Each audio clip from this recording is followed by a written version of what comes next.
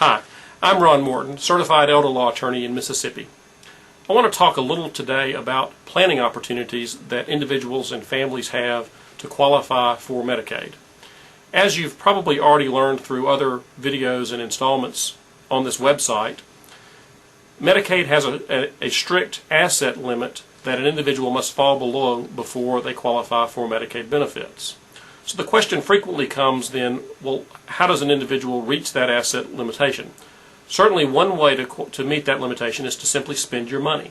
You can spend the money on anything you want. There's no limitation on what you spend it on as long as you're receiving fair value for what you're spending it on.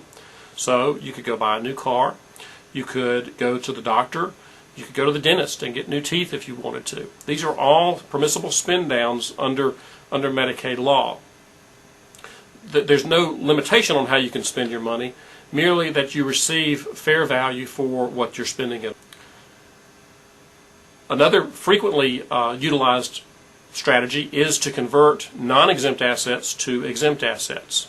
For example, if you had a $100,000 in the bank, that's a non-exempt asset. That's a liquid cash asset. If you turned around and bought a house with that $100,000, however, the house is an exempt asset. And so an individual could purchase a house and have an intent to reside there, and some months later, if they required care, they could enter the nursing home and apply for Medicaid immediately because the house is an exempt asset. Now, caveat to that. Certain assets like the house are exempt assets. However, that house is inside of the individual's estate. And any assets inside of an individual's estate will be subject to estate recapture by Medicaid at the individual's death. So in some ways, the exempt assets are not as much of an exemption as they are a deferral.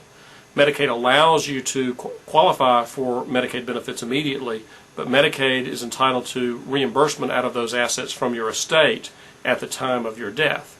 So sometimes those spend downs are not necessarily the best way to handle qualifying for Medicaid benefits.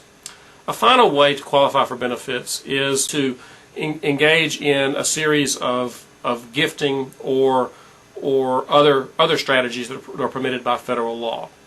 And these are generally entered into with what we call an asset protection plan, where we carefully scrutinize all of the individual's options and come up with the best plan that will maximize the savings that the individual may have to keep either for themselves or for family members to have a legacy to pass down to future generations. An example of this may be to make a large gift immediately prior to applying for Medicaid. You may remember from an earlier installment that we talked about the fact that gifts are not illegal under Medicaid law, they are simply penalized. And so if a gift is a gift like that may result in an individual getting to retain more assets than they otherwise would simply by spending their money down.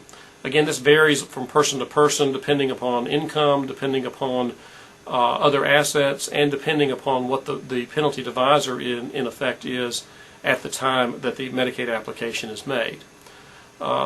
These are complex planning techniques, and certainly do not apply to everyone. But what you need to be aware of is that there are methods out there for preserving assets other than simply spending your money down. If our office can be of any assistance in helping your family qualify for Medicaid benefits, please give us a call for an appointment. I'm Ron Morton, certified elder law attorney.